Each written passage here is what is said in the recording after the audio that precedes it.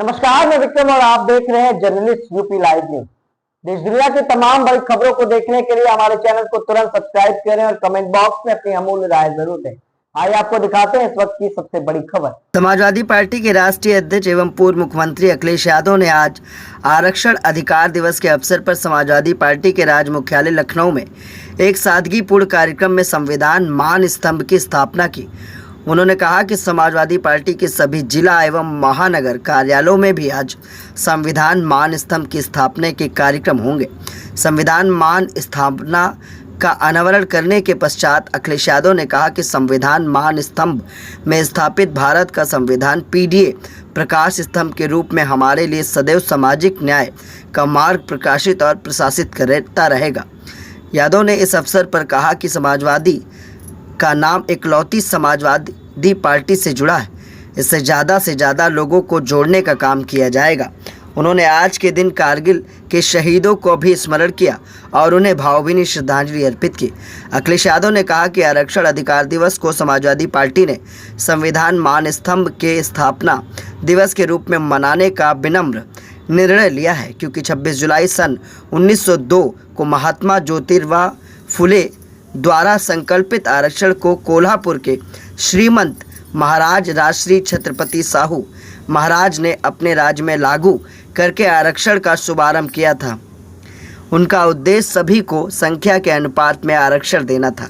आइए आपको सुनाते हैं कि प्रेस कॉन्फ्रेंस में अखिलेश यादव ने क्या कुछ कहा और किस तरह से भाजपा सरकार पर गंभीर आरोप और निशाने साधे। विवाद है सोच में जिसकी, उसका तो आदर्श हूं मैं। धरती पुत्र मुलायम सिंह भी मेरे चाहने वाले हैं। मैं भारत का संविधान हूं, अखिलेश मेरे रखवाले हैं। मैं भारत का संविधान हूं, अखिलेश मेरे रखवाले हैं। समाजवाद है लिखा मुझी में, समता का संदेश हूं मैं। समाजवाद है लिखा मुझी में, समता का संदेश हूं मैं। न्याय, एकता और अखंडता वाला ही उपदेश हूं मैं। न्याय, एकता और अखंडता वाला ही उपदेश हूं मैं। सब धर्मों से प्यार करे, सब धर्मों से प्यार करे जो, वो मेरे मतवाले हैं। मैं भारत का संविधान हूं, अखिलेश मेरे रखवाले हैं। मैं भारत का संविधान हूं, अखिलेश मेरे रखवाले हैं। पीडीए के सम्मान की खातिर नेताजी का लाल खड़ा है। पीडीए के सम्मान की खातिर नेताजी का लाल खड़ा है। हर पीड़ित इंसान की खातिर नेताजी का लाल खड़ा है। हर पीड़ित इंसान की खातिर नेताजी का लाल खड़ा है। मुझ पर जब संकट आए, ये मुझे बचाने वाले हैं। मैं भारत का संविधान हूं, अखिलेश मेरे रखवाले हैं। मैं भारत का संविधान हूं, अखिलेश मेरे रखवाले हैं। ये संविधान स्तंभ की स्थापना करने वाले हैं। ये संविधान स्तंभ की स्थापना करने वाले हैं। बहुत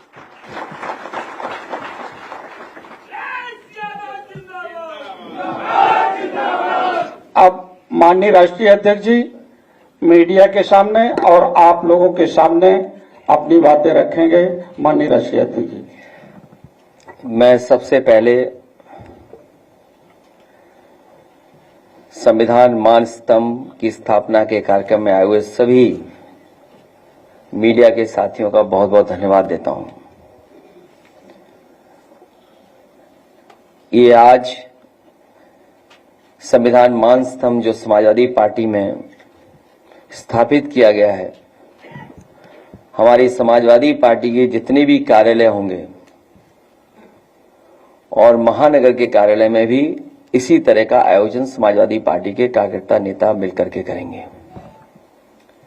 और हमें उम्मीद है कि जिन बातों को लेकर के पीडीए और समाजवादी पार्टी का रास्ता है, उसी रास्ते पे चल करके समाजवादी पार्टी से और लोगों को जोड़ने का काम लगातार चलता रहेगा। समाजवादी पार्टी इकलौती पार्टी है जो हमारे संविधान में सिद्धांत के रूप में समाजवाद शब्द है, वो केवल इकलौती समाजवादी पार्टी में वो नाम आता है। जहां आज संविधान मान स्तंभ की स्थापना हो रही है, वहीं आज हम कारगिल विजय दिवस के तमाम हमारे वीर शहीदों को भी याद करते हैं। मैं उनको भी नमन करता हूं। मैं सभी लोगों का बहुत बहुत धन्यवाद देता हूं।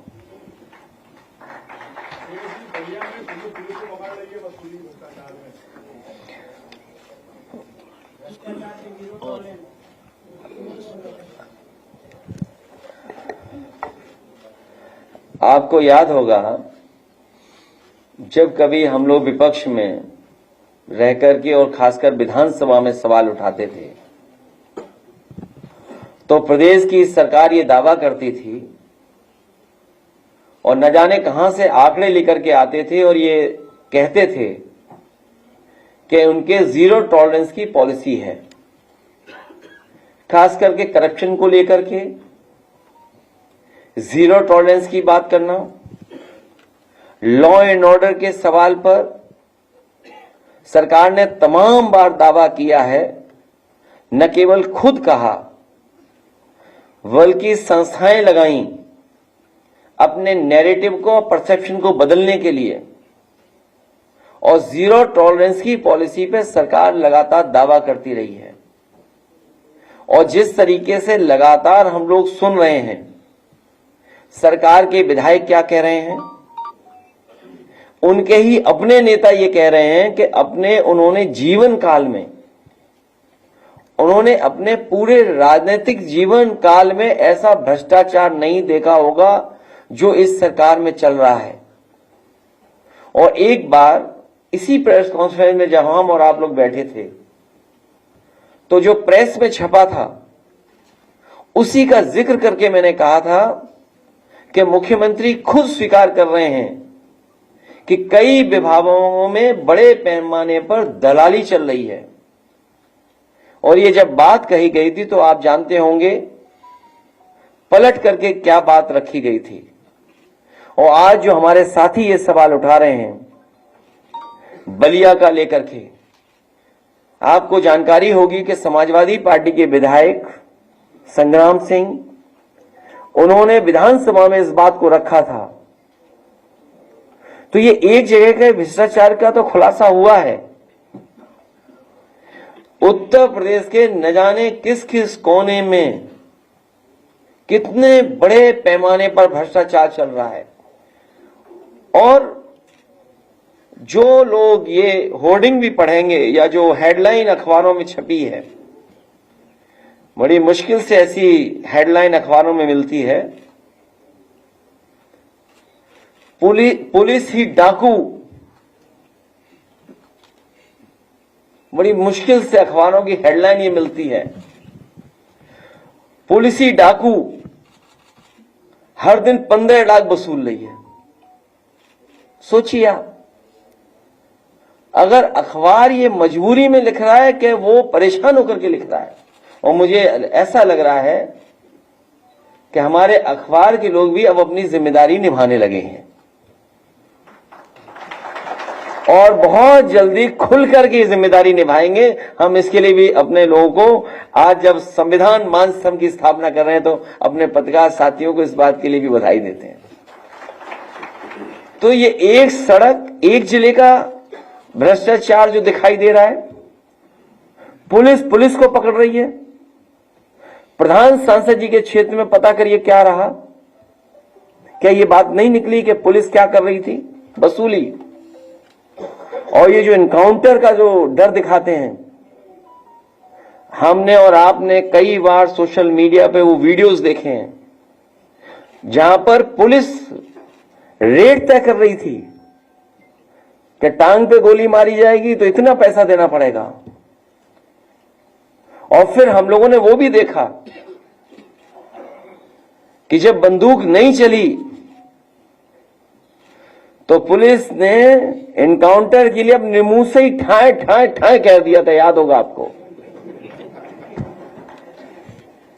क्या आपने, हमने नहीं देखा, सुना? और मुझे याद है नोएडा का पहला फेक इनकाउंटर हुआ था, एक इंस्पेक्टर जिम का जो लौट रहा था, पुलिस ने उस पे गोली चलाई थी। वो आज विकलांग है, वो चल नहीं सकता। अगर सरकार उसी समय न्याय दे देती जब हम लोगों ने सवाल उठाया था, तो आज ये उत्तर प्रदेश की स्थिति नहीं बनती। और ये एक घटना नहीं है करप्शन की, हमने आपने लाइव देखी है चीजें। और ये झांसी के हमारे जिलाध्यक्ष बैठे हैं यहां पर, एक नौजवान कुछ पैसे को लेन देन था पुलिस इंस्पेक्टर के साथ, वो रात में उसको पकड़ करके लेकर के उसकी हत्या की थी, इनकाउंटर किया था उसका फर्जी। एफआईआर नहीं लिखी जा रही थी, कोर्ट ने एफआईआर लिखी और अखबारों के माध्यम से मैंने पढ़ा था, उसकी परिवार के सदस्यों ने और खासकर उसकी पत्नी ने कहा था कि अगर मुझे न्याय नहीं मिला तो मैं आत्महत्या कर लूंगी। दुख है इस बात का कि उस परिवार को ये सरकार न्याय नहीं दिला पाई, उसकी पत्नी ने आत्महत्या की। मैं कितनी कहानी बताऊं आपको। लखनऊ में भी एक हत्या हुई है, सरोजनी नगर इलाके में, कौन बचा रहा है सोचो आप। सरकार में बैठे लोग, खासम खास लोग जिनके पास पैसा है, जिनके पास संपर्क है, उस हत्या का खुलासा नहीं होने दे रहे हैं और जो दोषी हैं उनको नहीं पकड़ने दे रहे हैं। वो लोग बीजेपी के लोग हैं शामिल। मेरे में पूरी फाइल है कि जहां बीजेपी के लोग ही कानून व्यवस्था को बिगाड़ रहे हैं। तो कितनी कहानी बताऊं, ये तो कुछ जगह की कहानी है। और आप याद कीजिए आईपीएस कितने दिन फरार रहा। कानपुर में जो दंगा हुआ था, मैं आपके सामने कह रहा हूं, कभी ना कभी जांच होगी, उसकी दोबारा जांच होगी। वहां पर पुलिस ने जिस तरीके से पैसा वसूला है लोगों पर और खासकर मुसलमान भाइयों से पैसा लिया है, झूठे मुकदमे लगा कर, डर दिखा करके, जब सरकार की जानकारी में आया तो सरकार को अधिकारी हटाना पड़ा। उस अधिकारी ने, उस अधिकारी के साथ मिलकर के लोगों ने करोड़ों रुपए वसूला था। कितनी कहानियां बताएं आपको, भरी पड़ी हैं। और फाइल अभी मुझे लोग देके गए हैं, अगर फाइल का पढ़ दें तो न जाने कितना भ्रष्टाचार दिखाई देगा केवल एक विभाग का। और फिर ये ड्रोन वाला कोई कार्यक्रम चला रहे हैं बीजेपी वाले, ड्रोन उसी से देखेंगे, ऊपर से ही देखेंगे। बताओ, आप अस्पताल जाते हो, ड्रोन की जरूरत है आपको क्या अस्पताल में भीड़ देखने के लिए? लोहिया अस्पताल जाइए, आप सिविल हॉस्पिटल जाइए, पीजीआई आप जाइए, क्या आपको ड्रोन की जरूरत पड़ेगी भीड़ देखने के लिए? आप किसी रेलवे स्टेशन पे चले जाओ, आपको जरूरत पड़ेगी ड्रोन की भीड़ के लिए, देखने के लिए। तो 10 साल रह करके इन्होंने हर व्यवस्था को खराब किया है, हर व्यवस्था, हर विभाग बर्बाद कर दिया। ये दावा करते थे कि मेडिकल कॉलेज बना रहे हैं, मतलब 13 मेडिकल कॉलेज नहीं बन पाए जिनको एनएमसी ने मान्यता नहीं दी। कहीं मान्यता मिली है 13 मेडिकल कॉलेजों को? और जो मेडिकल कॉलेज हैं उनकी स्थिति क्या है? कहीं इलाज नहीं मिल रहा गरीब को, एक जिला अस्पताल नहीं बनाया जहां पर दवाई, इलाज, इंतजाम पूरा मिल जाए गरीब को। तो स्वास्थ्य विभाग वो दिखाई दे रहा है, और कितना भ्रष्टाचार होगा उसमें पता ही नहीं। ये तो कुछ खुल रहे हैं, और ये खुल इसलिए रहे हैं कि कुछ लोग मोहरा बन गए हैं। वो मोहरा हैं, दिल्ली के वाईफाई के वो पासवर्ड हैं।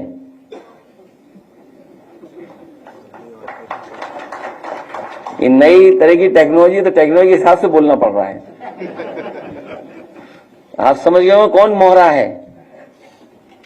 सुनने में आया कि मौर्य जी मोहरा हैं, दिल्ली के वाईफाई के पासवर्ड हैं। अगर दिल्ली वाले किसी से मिलते हैं तो लखनऊ वाले भी मिल रहे हैं किसी से। तो बताओ सरकार चलेगी ऐसे? क्या सरकार चलेगी बताओ? और जिन्होंने बिगाड़ा है सब कुछ, क्या वो लोग ठीक करेंगे? और सबसे गंभीर सवाल मैं आपके सामने रखता हूं। मुझे याद है कि इस प्रदेश के गवर्नर थे, हमें चिट्ठी लिखते थे और अखबार में सरकार को, समाजवादियों को बदनाम करने के लिए जातिवादी का आरोप लगाते थे। बताओ, कोई है कहीं कोई जो गिनती करे कौन कहां बैठा है? बताओ, मुख्यमंत्री जी कौन है, मुख्य सचिव कौन है, प्रमुख सचिव कौन है गृह, और विभाग में कौन कौन कहां बैठा है? सोचिए आप भी तो थे, कभी कभी उठाते थे सवाल जातिवाद का। तो आप विचार करिए, गंभीर सवाल है। तो यूपी ऐसे नहीं चलेगा। यूपी की जनता को इन्होंने धोखा दिया है। यूपी की जनता का इन्होंने सब कुछ बर्बाद कर दिया। बजट की बात तो लोकसभा में होगी कि यूपी को क्या मिला। हालांकि प्रेस के सामने मैंने कहा कि अगर पूर्वांचल एक्सप्रेसवे में केवल 25 किलोमीटर ये सरकार बना देती तो दिल्ली से भागलपुर तक आप एक्सप्रेसवे पे चले जाते। जिस गांव में जितना बना करके छोड़ दिया हम लोगों ने, उस गांव से आगे 1 इंच जमीन नहीं सरकार ने ली। अगर कोई गाजीपुर का हो तो वो जानता होगा पखनपुरा तक छूट गई थी सड़क, उसके आगे नहीं सड़क जा पाई। तो अगर वो सड़क बन जाती जो पैकेज दे रहे हैं बिहार को, और बिहार की बाढ़ कैसे रुकेगी बिना यूपी की बाढ़ को? 30-40 जिला तो हमारे बाढ़ में प्रभावित हैं। नेपाल से बातचीत किए बिना और यूपी की बाढ़ को रोके बिना बिहार की बाढ़ कैसे रुक जाएगी? यूपी की बाढ़ नहीं रुकेगी। तो इसलिए आप खेल देखिए दिल्ली के वाईफाई के पासवर्ड का। समीक्षा बैठक में नहीं जा रहे हैं दोनों डिप्टी सीएम। नेम प्लेट वाले मामले पर अपने जो फैसला है उसको बरकरार रखा है। किसमें? सुप्रीम कोर्ट ने जो नेम प्लेट वाला मामला था सर, दुकानों पे लगाने वाला, उस पर अपना वो मैं कह चुका हूं सर, दोबारा क्या कहना। मैंने तो कहा ना कि ये लोकसभा चुनाव में आखिरी कम्युनल जो इनकी है, जो कम्युनल जो पॉलिटिक्स थी, उसका अंत अगर किसी ने किया तो समाजवादियों ने किया, पीडीए परिवार के लोगों ने किया। ये जो कम्युनल पॉलिटिक्स थी, सांप्रदायिक राजनीति भारतीय जनता पार्टी, उसको अगर किसी ने रोका है और उस राजनीति को अगर किसी ने खत्म किया है तो समाजवादी लोग और पीडीए परिवार के लोगों ने। और हम लोगों पे आरोप लगाते थे कि ये एमवाई पार्टी है, लेकिन मुझे खुशी है कि इस बार पीडीए परिवार ने दोनों एमवाई को हरा दिया। जी मुख्यमंत्री जी की मंडलवार बैठक में दोनों डिप्टी सीएम नहीं गए। और जो देखते नहीं आप, जब दिया आखिरी में फड़फड़ाता है तो ये फड़फड़ा रहे हैं, इसीलिए होर्डिंग लगवा रहे हैं। लेकिन मैं धन्यवाद देता हूं कि सौहार्द में जयते के लिए जो सुप्रीम कोर्ट ने फैसला लिया उसके लिए बहुत धन्यवाद। और सुप्रीम कोर्ट को स्वयं संज्ञान में चीजें ले लेनी चाहिए उत्तर प्रदेश की कुछ गतिविधियों पर। होने वाला है सर। अखिलेश जी दोनों डिप्टी सीएम नहीं गए। एक तो मुख्यमंत्री के कार्यक्रम में आज नहीं गए, कल उनके जो बैठक थी उसमें नहीं गए, और ये दिल्ली तक। क्यों तुम्हें समझ में नहीं आता? मैंने कहा दिल्ली के वाईफाई के ये सब पासवर्ड हैं। गैर मान्यता प्राप्त मदरसों के लिए है आदेश जारी हुआ है कि उसको बंद। क्या चीज? ए रुक जाओ भाई, उधर सुन लें, तुम बड़े पत्रकार हैं। किसका? मुझे लगता है ये विंटर डिस्काउंट तक चलाना पड़ेगा।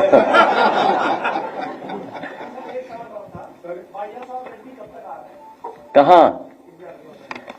छोड़िए इन बातों, क्या रखा है। देखिए, समाजवादियों का सिद्धांत हमेशा रहा है कि जहां अन्याय होगा उसके साथ खड़े होंगे। अगर उन्होंने ये बुलाया और कहा कि बड़े पैमाने पे उनके कार्यकर्ताओं की जान ली गई है और यूपी की तरह बुलडोजर वहां चल रहा है, तो इस बुलडोजर संस्कृति के खिलाफ हैं। जो कोर्ट है, हमारी संस्थाएं हैं, उन पे हमें अंततः तो भरोसा करना ही पड़ेगा। तो इस तरह की जो राजनीति है बदले की, तो इसका अंत नहीं है। मान लीजिए यहां बुलडोजर चलाए, यहां फेक इनकाउंटर्स हुए, हमने आपने देखा लाइव हत्या हुई। सोचिए आप, लाइव क्या मर्डर हुआ, तो क्या अंत है इसका?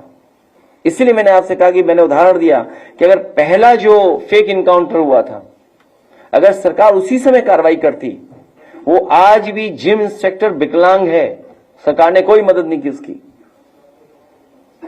तो आज ये स्थितियां नहीं बनती उत्तर प्रदेश में कि पुलिस को पकड़ रही है, पुलिस को लूट रही है। सोचिए आप। और हमसे बेहतर आप जानते होंगे, हम तो जा ही नहीं पाते किसी कार्यालय या मंत्री से उठने बैठने। आप में से तो बहुत लोग उठते बैठते हैं मंत्री जी, क्या सब तरह कार्यालयों में घूमते हैं, आप जाग सकते हैं। तो आपको हमसे ज्यादा भ्रष्टाचार पता है, लेकिन आप बताते नहीं हो।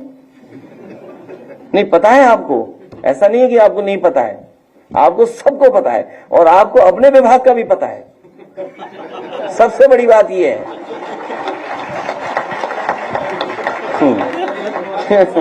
अगर ये बात गलत हो तो बताओ मुझे। नहीं, आप ही लोग कोई बता रहा था ना, इसलिए मैं बता। क्या हो गया संतोष जी? किसको? योजना को लेकर के कहा कि हमको सेना को नौजवान बना रहे, संपन्न कर रहे हैं, लेकिन जो लोगों ने घोटाला किया वही इस पर सवाल करेगा। नहीं, अग्निवीर व्यवस्था को समाजवादी पार्टी कभी स्वीकार नहीं कर सकती है। और मैंने सदन में भी कहा कि मैं खुद मिलिट्री स्कूल में पढ़ा हुआ हूं, मेरे साथ के ऑफिसर्स हैं, और जब कभी मैं नौजवानों से मिलता हूं, खासकर जो तैयारी कर रहे हैं नौजवान, उनसे मैं मिलता हूं, और आम लोगों में ये बात है कि ये अग्निवीर व्यवस्था खराब है, हमारे देश की सुरक्षा से समझौता है, और बजट की वजह से ये समझौता नहीं हो सकता। जब आप $5 ट्रिलियन इकोनॉमी की बात कर रहे हैं, 5th लार्जेस्ट इकोनॉमी की बात कर रहे हैं, 3rd लार्जेस्ट इकोनॉमी बनना चाहते हैं, तो बताओ आप पक्की नौकरी नहीं दे सकते नौजवानों को? तो ये आंकड़े किस बात के हैं? झूठे आंकड़े हैं। इसका मतलब अगर 5th लार्जेस्ट इकोनॉमी आप बन रहे हैं दुनिया के और तीसरे बन जाएंगे आप, तो आप फौज को पक्की नौकरी नहीं दे सकते फौज के अंदर।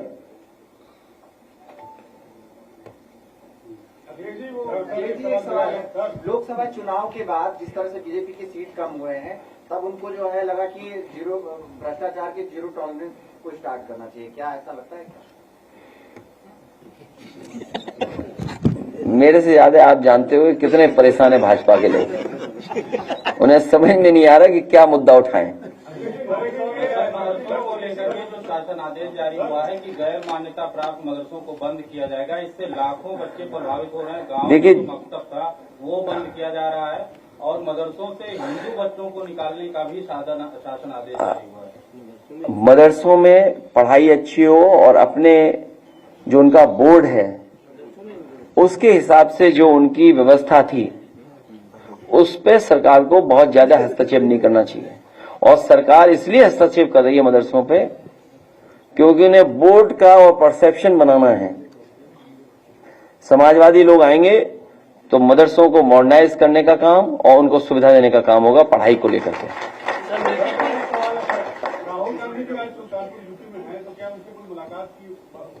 चले हम और आप दोनों लोग, मतलब कोई सवाल है बताओ, हद कर दिया आपने। इतने सीनियर जर्नलिस्ट हो आप, हम दोनों बगल में बैठते हैं, उसमें क्या पूछना? देखते नहीं हो टीवी क्या? ये ऐसे पत्रकार हैं अपनी ही न्यूज नहीं देखते ये। कमाल है भाई, टीवी भी नहीं देखते तुम। सपा के जो बागी है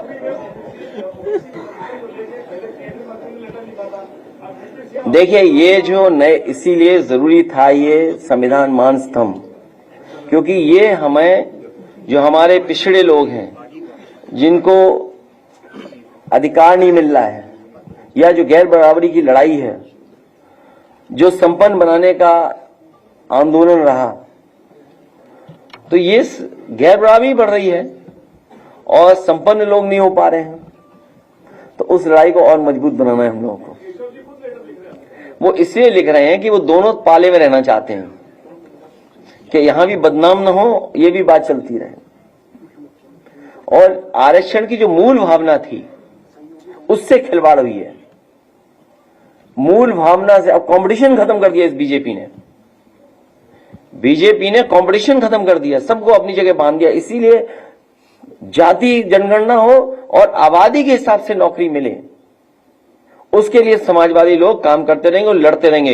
ये कोई छोटी लड़ाई नहीं है, बहुत लंबी लड़ाई है, क्योंकि मूल भावना से खिलवाड़ इसलिए हो रही है कि जो पिछड़े, दलित, वंचित, शोषित, और जिसके लिए हमारे तमाम लोगों ने संघर्ष किया, बाबा साहब भीमराव अंबेडकर जी ने संविधान में व्यवस्था बनाई, ज्योतिबा फूले और साहूजी महाराज के बारे में आज जब हम लोग कह रहे हैं, बात याद कर रहे हैं, 26 जुलाई कब आरक्षण की व्यवस्था लागू हो रही थी? सोचिए, उस समय से लड़ाई चल रही है। तो ये जो हमारी मूल भावना से खिलवाड़ करने का काम बीजेपी के लोग कर रहे हैं। कभी भी बीजेपी पिछड़े, दलित, पीड़ित परिवार को हक सम्मान नहीं दे सकती।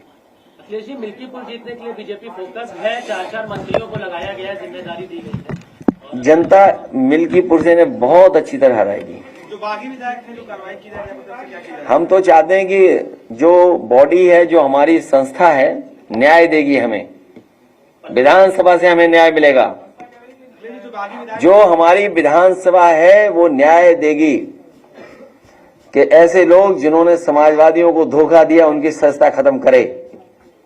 उसके लिए बाकायदा लिख करके देंगे। अब ये नहीं बताया जाएगा कानून ये नहीं, कानून ये नहीं। आपने सबने देखा बीजेपी की मदद की उन्होंने नहीं की? बताओ आप लोग, बताइए, कैमरे पे हैं सब हमारे खिलाफ बोलते थे हैं? नहीं, वो सब खिलाफ है, बीजेपी में चलेंगे वो सब हैं। किसको? तो ये लोकतंत्र में बेईमानी है। ये तो कह रहे हैं संविधान की धज्जियां उड़ा रहे हैं लोग। मतलब बेईमानों को बनाएंगे उपाध्यक्ष, बताइए आप। सर, मीरापुर सीट को लेकर के आरएलडी कह रही हूँ कभी समाजवादी पार्टी की सीट थी ही नहीं और अब मीरापुर की सीट जो है आरएलडी जीत के जाएगी। इस पे आप क्या कहना चाहेंगे? ये कौन दल क्या कह रहा है? छोड़िए इन बातों, कुछ नहीं है। 1902 में हाँ? मुख्य मुद्दे वही हैं जो लोकसभा में आपको दिखाई दे रहे हैं। अध्यक्ष जी, इसलिए एक बार फिर पिछड़ों को 1902 में 50% आरक्षण मिला था। अभी कब तक पिछड़ों को उनका पूरा हिस्सा मिलेगा आजादी के बाद? मैंने अपने पत्रकार साथियों से भी कहा कि जो आरक्षण की मूल भावना थी उससे खिलवाड़ भारतीय जनता पार्टी कर रही है और वो लगातार इस प्रयास में रहती है कि आरक्षण न देना पड़े उन्हें। और अभी सुनने में आ रहा है कि कुछ जगह जिस तरीके से पहले चुनाव में इन्होंने किया कि कौन अधिकारी कहां पोस्ट होगा, कौन कहां रहेगा, पुलिस का कर्मचारी कौन रहेगा, पुलिस का सिपाही कौन रहेगा, वो तैयारी कर रहे हैं। और ये तभी संभव हो रहा है क्योंकि उन्होंने आरक्षण के साथ खिलवाड़ की है। बड़ी लड़ाई है कि जाति जनगणना हो और आबादी के हिसाब से सबको हक सम्मान मिले।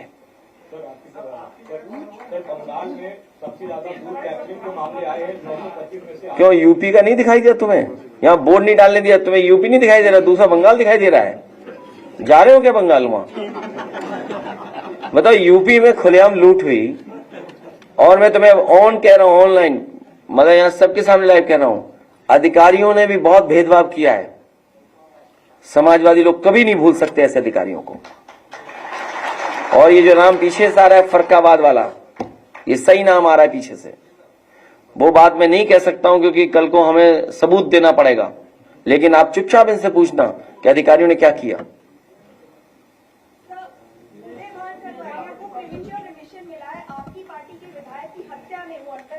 इसके लिए कानूनी लड़ाई लड़नी चाहिए और इसीलिए हम कहते आए हैं और बहुत से लोग जानते हैं कि संविधान और कानून की धज्जियां बीजेपी उड़ाती है।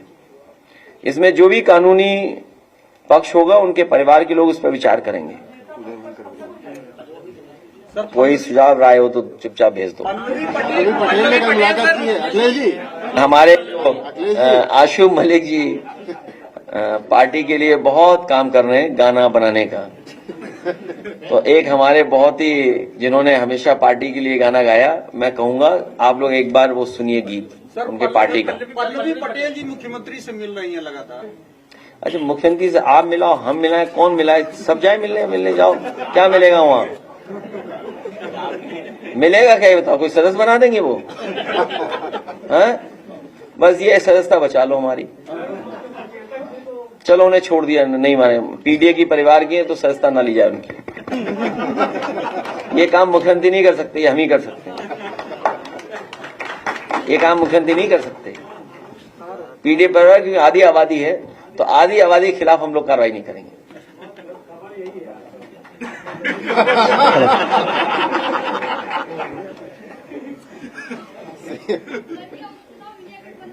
ठीक है कि नहीं? देखो हमारे पत्रकार साथी भी कह रहे ठीक है। वो कुछ और है, मैंने कहा ना कि मोहरे एंड मोहरा, बस वही खेल है ये सब।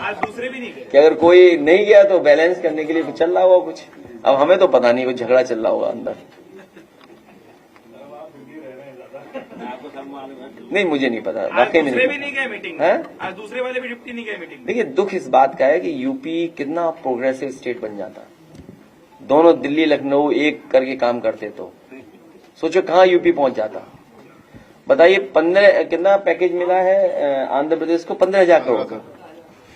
और आपके बुंदेलखंड का जाने 15 करोड़ से ज्यादा खराब कर दिया पैसा सरकार ने। सोचिए स्टेट कितना बड़ा है। 20-25 हजार करोड़ की तो सड़क ऐसी बना देता है स्टेट अपने बजट से। मुख्यमंत्री अपनी सड़क नहीं बना पाए, बताइए आप। ये जो गोरखपुर लिंक है, कभी आप पूछिए ना पत्रकार साथी, क्यों नहीं जाते आप पूछने कि गोरखपुर लिंक कम बनना था 2021 में, आज क्या है और कितने किलोमीटर का है? 90 किलोमीटर का है। कितने हजार करोड़ का बन रहा है? लगभग 6000 करोड़ का। यही तैयारी है जो बताई अभी कि 90 किलोमीटर सड़क 6000 करोड़ में। कोई गणित का स्टूडेंट हो तो बताना कितने पर किलोमीटर की पड़ी सड़क बताओ। अगर मान लीजिए 90 किलोमीटर की सड़क 6000 करोड़ में बन रही है तो पर किलोमीटर कितना हुआ है? नहीं 66 पॉइंट, मतलब जो भी वो 66 करोड़ की बने पर किलोमीटर। तो बताओ ये गोरख धंधा है कि नहीं है? यही बताना है जनता को। और क्या महंगाई देखिए कहां पहुंच गई महंगाई। बेरोजगारी देखो आप, हर आदमी बेरोजगार है।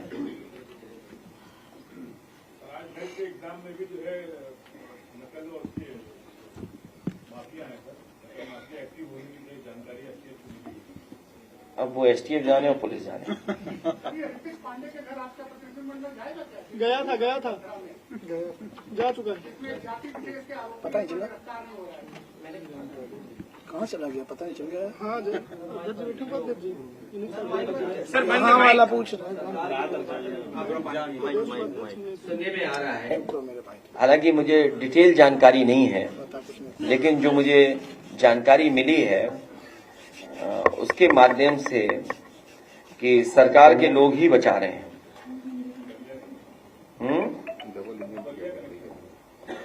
नहीं बलिया नहीं है, लखनऊ सरोजनगर कनेक्शन है। नहीं वो पता है आपको भी। चल मेरा माइक नहीं हाँ? एक मिनट आदित्य भाई में किसी भी अपराधी को कोई भी कार्रवाई नहीं है। ठीक बात है। यही कनेक्शन यहीं कहीं होगा लखनऊ में, दूर नहीं है कनेक्शन। चलाइए इसको, चलाइए। कभी नहीं चलेगा, वो चाबी खो गई होगी उसकी। हेलो जब बीजेपी के लोग अन्याय करते हैं तो चाबी खो जाती है। सर फूल मंडी पर कल जिस तरीके से बुलडोजर चला उस पर क्या करेंगे आप? हालांकि मैंने खबर ये पढ़ी थी कि लीज पे दी गई थी दुकानें। उप मुख्यमंत्री अगर लीज पे दी गई तो ये आपसी उनका अपना है, और एक ने प्रशासन पे दबाव बना लिया होगा, प्रशासन के साथ खड़ा हो गया तो मंडी चली गई। जो अब्बानगर पे जो बुलडोजर पूरा चला है उसके बाद वहाँ पे उन्होंने दूसरी तरफ मना कर दिया, ट्वीट भी डिलीट हो गया। देखिए पॉलिटिकल है सब, उसमें पॉलिटिकल है। और अभी सुनने में ये आ रहा है कि जो जिस स्थान से कुकरेल नदी निकली है, कहाँ से निकली? हाँ, अस्ती गांव से, तो वहां तक बुलडोजर चलने जा रहा है।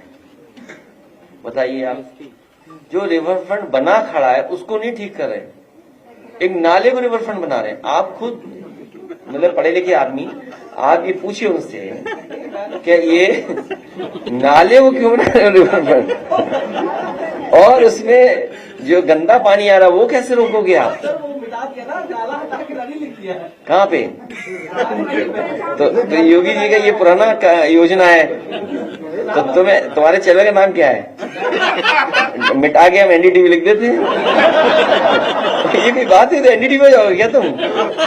और आप सोचिए उनको, नहीं वही मैं कह रहा हूं कि ये सरकार जो रिवर फ्रंट बना है, और मैं आज भी कहता हूं, कई बार कहा सदन में, कहा यहां कहता हूं, इंडिया का one of the best river front है ये गोमती रिवर फ्रंट। और इसकी डिजाइन से लेकर के सब कुछ अच्छा है। मैं एक बार खुद देखने गया हूं कई वर्षों बाद, जो वहां फाउंटेन्स लगे उसकी नोजल में आज भी जंग नहीं लगी है, और कई करोड़ रुपए के फाउंटेन्स आज भी वो जो कंटेनर में बंद पड़े हुए हैं। और one of the best green plantation हुई है वहां। तय किया गया किस सीजन में कौन सा फ्लावरिंग होगा, उस हिसाब से उसमें प्लांटेशन हुई। और यही अगर गंगा एक्शन प्लान 1 पढ़ोगे आप लोग, उसमें यही था कि नदी साफ तब होंगी जब नदियों में कोई भी गंदा पानी नहीं आएगा। गंगा एक्शन प्लान 1 जो प्रोजेक्ट चला था राजीव गांधी जी के जमाने से, तो वही और उसी से मिलता जुलता हम लोगों ने डिजाइन कर करके किया कि कोई भी गंदा पानी इसके अंदर नहीं आएगा, चैनलाइज की रिवर। तो ये एक एग्जाम्पल था कि हम अपने शहरों के अंदर नदियां कैसे साफ पानी से बहें। लेकिन उन्हें क्यों पसंद आएगी ये सब चीजें? जब हम इत्र की बात कर रहे थे तब वो गोबर की बात कर रहे थे, तो उससे उम्मीद क्या करोगे आप? तो इसीलिए नाले को वो रिवर फ्रंट बना रहे हैं। सबसे पहला काम अगर होना था तो गरीबों का घर नहीं उजाड़ना चाहिए था। हालांकि गरीब जानता ही नहीं, उसे साइन करवा लिया, वो सहमति हो गई। गरीब को पता नहीं था, उसे साइन करवा लिया सब सरकार के लोगों ने, और आम सहमति से सब खाली करवा लिया होता है अखबार नगर। और अभी भी उसमें नाला मतलब गंदा पानी कैसे रोका जाए कोई व्यवस्था ही नहीं है। आप खुद पूछिए, अधिकारियों ने खुद ही आंख में धूल झोंक दी। जब खुद गए मुख्यमंत्री जी तो सुनने में आ रहा है कि किसी नहर का पानी लाके मिला दिया उन्होंने, तो साफ हो गई वो है। और हाँ, मुझे करेक्ट करना, मुझे एक नेक्स्ट स्टेप की बात मुझे करेक्ट करना आप लोग। मैंने अखबार में पढ़ा कि 1 किलोमीटर में 1.5 लाख पेड़ लगाए हैं। कैसे संभव है बताओ आप? झाड़ियां लगा दी होंगी हैं? नहीं, आप खुद सोचिए ना।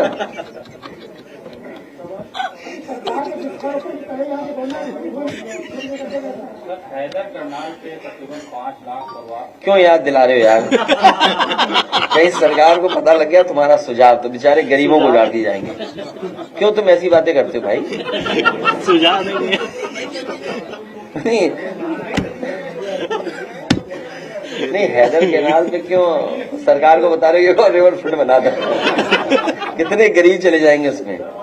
नहीं, ऐसा मत करो। तो क्यों ऐसा तुम याद दिला रहे हो? क्यों तुम दुश्मन हो गया जनता के, गरीब के? क्यों याद दिला रहे हो तुम? अच्छा, कहीं हैदर कैनाल में कुछ नहीं हो रहा, ये बेमतलब में याद दिला रहे हैं? वहां भी शुरू कहीं प्रोजेक्ट बन रहा है? क्या चीज? अरे अधिकारी लोग नोटिस ले देते थे, पैसा वसूल लें। वो ये मेरी जानकारी में नहीं, मेरी जानकारी में नहीं। हैदर कैनाल तो बहुत लोग गरीब चले जाएंगे हैदर कैनाल में। नहीं, बहुत गरीब लोग होंगे।